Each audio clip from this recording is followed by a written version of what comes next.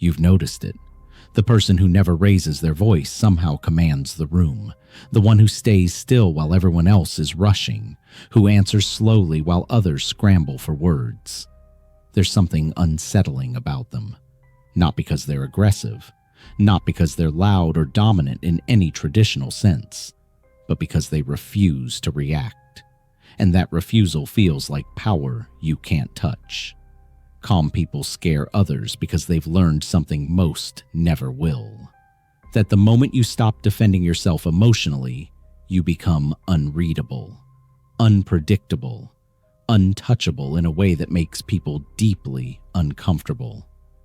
Think about the last time someone stayed completely calm while you were upset. How did it feel?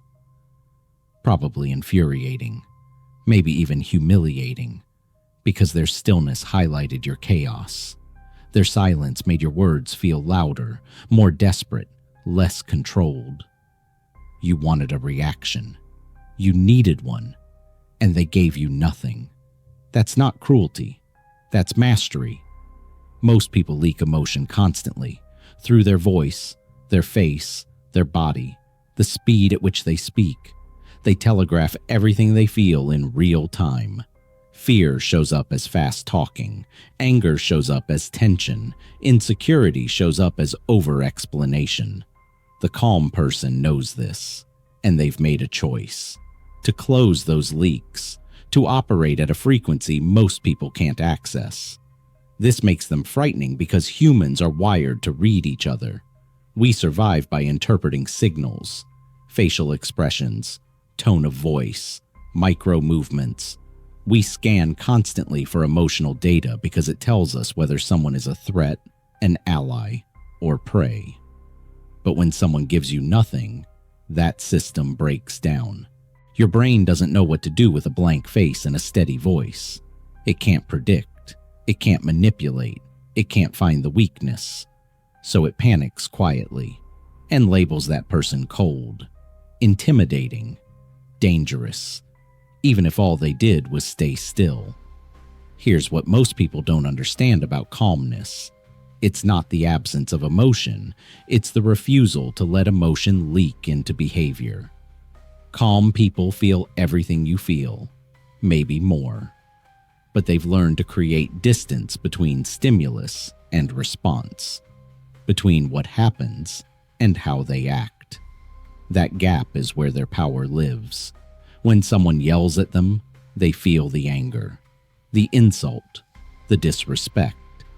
But they don't react from it. They observe it. They let it pass through without letting it control them.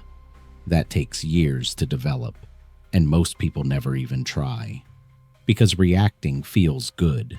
It feels like release, like justice, like you're standing up for yourself. But reaction is weakness dressed as strength. It's your nervous system hijacking your behavior. It's proof that someone else is controlling you remotely with their words, their tone, their energy. The calm person has severed that connection. They've practiced enough to know that the person who reacts first loses. Not in some moral sense, but in a tactical one. Because the moment you react emotionally, you've revealed your position. You've shown where you're vulnerable, what words hurt you, what situations destabilize you, and now that information belongs to the other person. Calm people don't give that away. They observe while others reveal themselves. They stay quiet while others explain too much. They wait while others rush to fill silence with words that weaken their position. And people feel this. Even if they can't articulate it, they sense they're being studied, that their emotional displays are being cataloged, that nothing they say is landing the way they want it to. It creates a deep, primal discomfort. Because most social interaction is an emotional trade. I show you mine, you show me yours. I get anxious, you reassure me. I get angry, you defend yourself. I seek validation, you provide it. It's a dance everyone knows. But the calm person doesn't dance. They stand still. And suddenly you're moving alone, looking foolish, feeling exposed. You realize you've been performing, and they've been watching. That realization is what truly scares people. There's a reason why cult leaders, master manipulators, and people with genuine power often speak slowly. Speed communicates anxiety.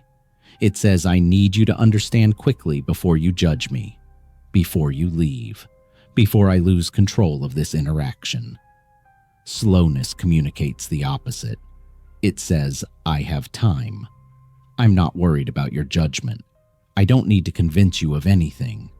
It forces the other person to slow down too, to match your rhythm, to enter your frame instead of pulling you into theirs. This is deeply disorienting for most people. They're used to controlling interactions through speed and emotional intensity. They talk fast, interrupt, escalate, and suddenly they're driving the conversation. But you can't rush someone who refuses to be rushed. You can't escalate someone who won't match your energy. So the fast talker is left hanging. Their momentum crashes into a wall, and they have to either slow down to your pace or exhaust themselves trying to drag you into theirs. Either way, you've won, because you dictated the tempo, and tempo is control. The calm person understands something about power that most don't. Power isn't loud. It doesn't need to be. Real power is quiet because it doesn't require proof. When you need to convince someone you're in control, you're not. When you need to assert dominance verbally, physically, through displays of wealth or status, you're compensating.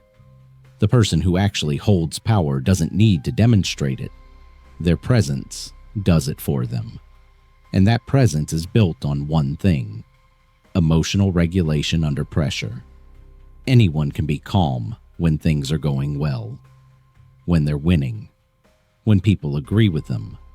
But staying calm when someone is attacking you, disrespecting you, trying to provoke you, that's rare. And people recognize rarity as value. When you maintain composure in a situation where most would break, you signal something primal, that you're not easily destabilized, that threats don't work on you, that you operate by a different set of rules.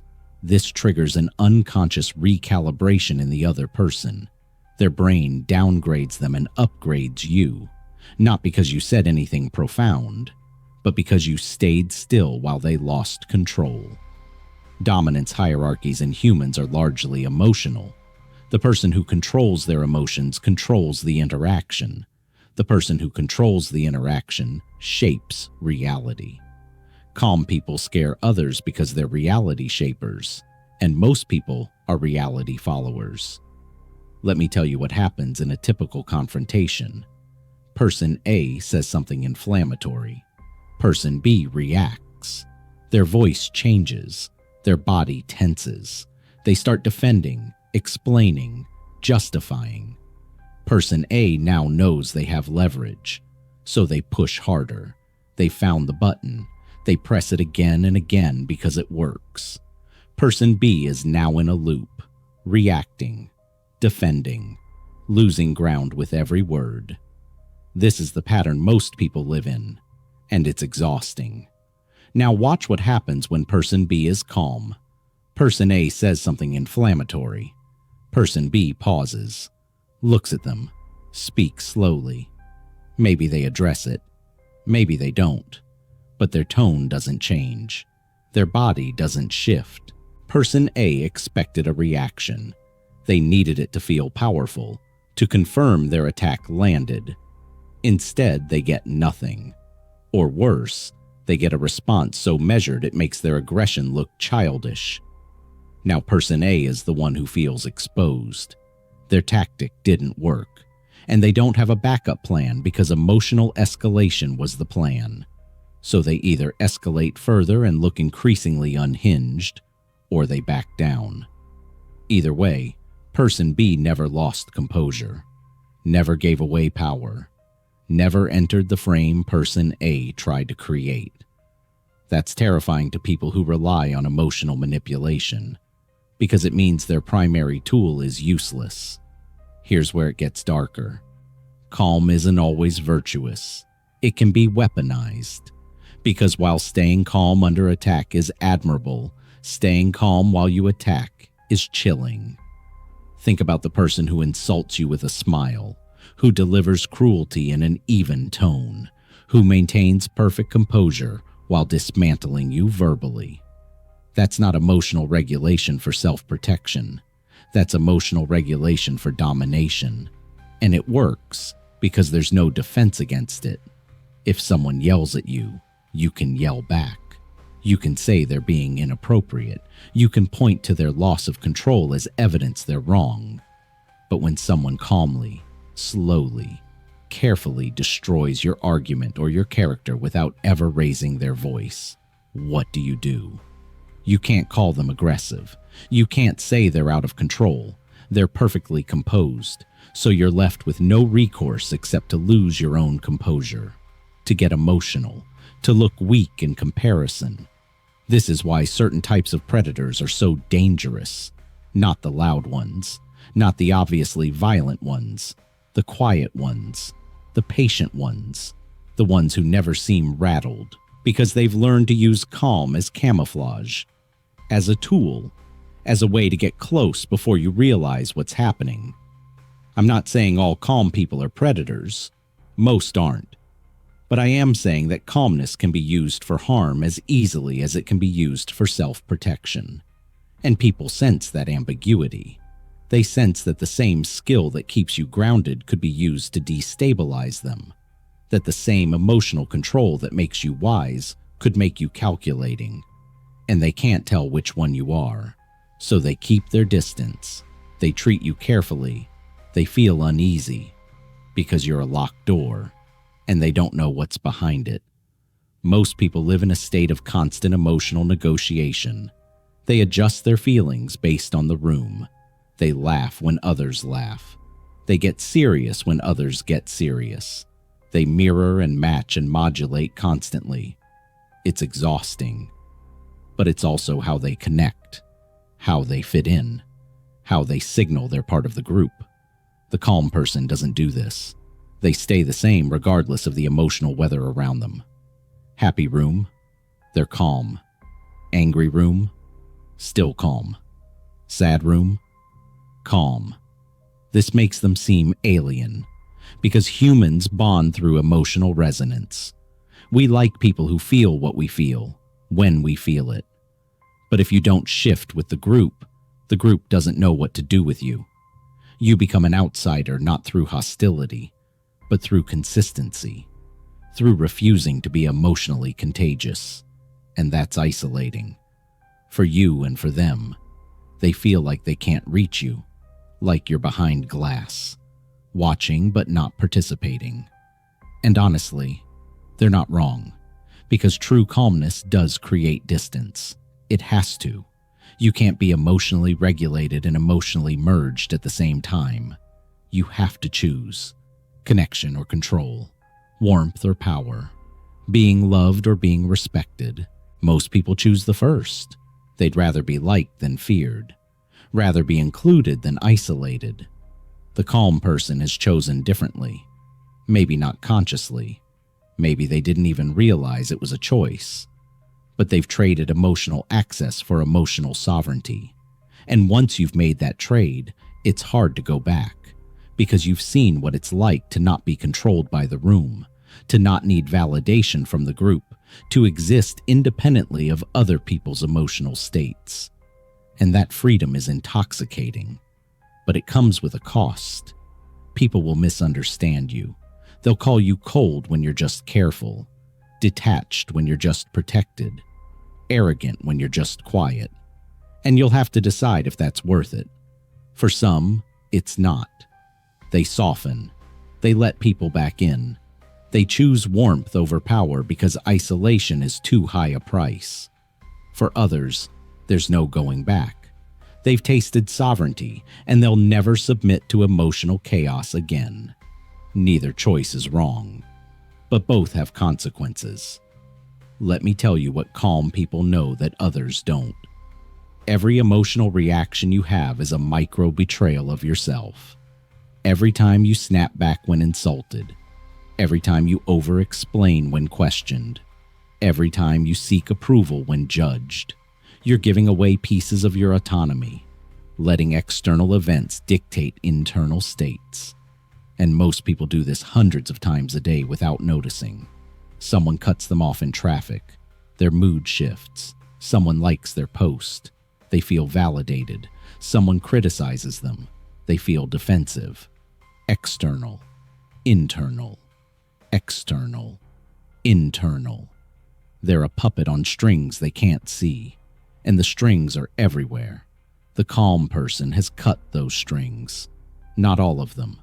That's impossible, but enough that they're no longer dancing to a rhythm they didn't choose. They've built an internal fortress, and they guard it carefully. This is why they're slow to anger, why they don't seek validation, why criticism rolls off them like water, not because they don't care, but because they've decided that no external event is worth surrendering their internal state, and that decision is what makes them powerful and frightening. Because if you can't manipulate their emotions, you can't manipulate them. Period. All manipulation is emotional. Fear, guilt, shame, desire. These are the levers, and if none of them move you, you're untouchable. People sense this, and it makes them uncomfortable because they're used to having leverage, to being able to push buttons and get responses. But you have no buttons, or at least none they can find. So they probe, they test, they try different approaches. And when nothing works, they either give up or escalate. And when they escalate, you stay calm, which makes them escalate further, which makes you more calm, until they break, and you haven't moved. That's the pattern, and it plays out over and over in every context. Relationships, work, conflict, negotiation.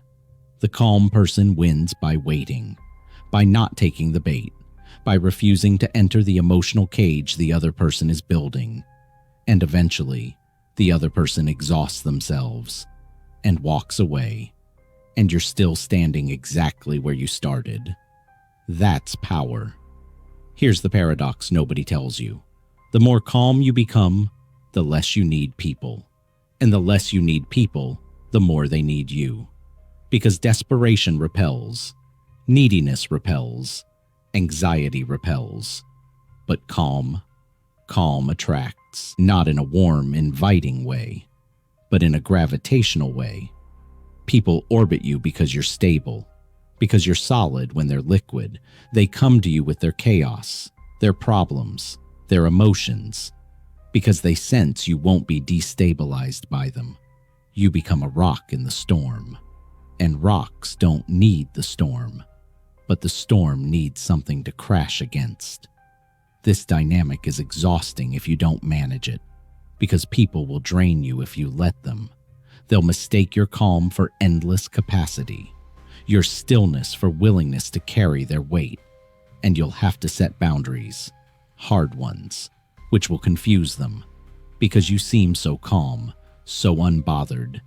So why won't you help? Why won't you engage? Why won't you absorb their emotional overflow? And you'll have to explain, or more likely, not explain. Just hold the boundary. Let them be confused. Let them be upset. Because your calm isn't for them. It's for you. And the moment you start performing it for others, you've lost it. Real calm is selfish. It has to be. It exists to protect your internal world from external chaos.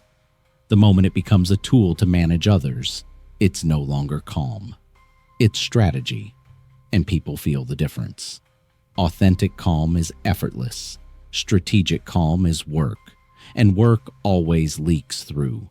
So if you're trying to be calm to intimidate people, to gain power, to manipulate situations, it won't hold.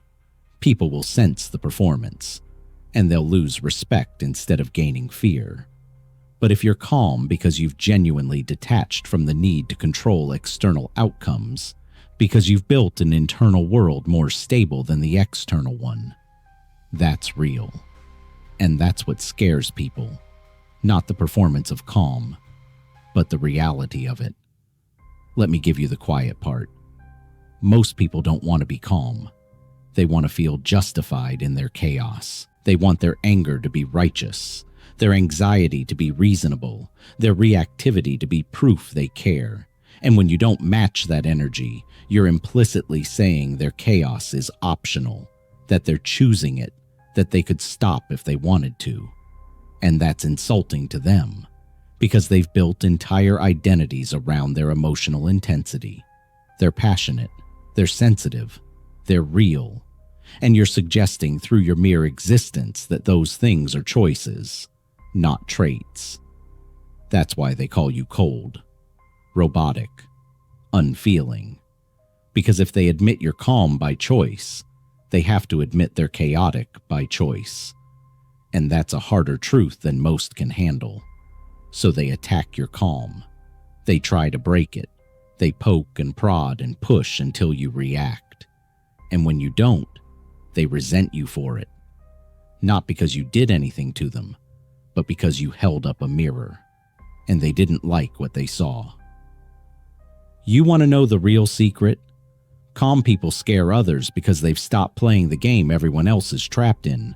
The game of emotional reciprocity, of social performance, of constant negotiation for status and validation. They've walked off the board, and they're watching from the outside. And from the outside, the game looks absurd, exhausting, unnecessary. But people still playing can't see that. They think the game is reality, that the rules matter, that winning means something. So when you won't play, they think you're cheating, or broken, or dangerous. Because if the game doesn't matter, what does? And that's a question most people spend their entire lives avoiding, but you've already answered it. Through your calm, through your refusal to be moved by things that move everyone else, you've decided that your internal state matters more than external validation, that your peace is worth more than their approval, that you'd rather be misunderstood than controlled. And that decision is final. It's permanent. You can't unsee what you've seen. Can't unknow what you've learned. You've tasted freedom, and everything else tastes like chains. So you stay calm, not because it makes you likable, but because it makes you yours. And that's the most frightening thing of all to people who've never owned themselves. They see you, and they see what they could be, and they realize how far they are from it. So they turn away, or they attack, or they orbit at a distance, fascinated and repelled in equal measure. And you let them, because their reaction isn't your responsibility. You just stay still, stay calm, stay free, and let the world move around you.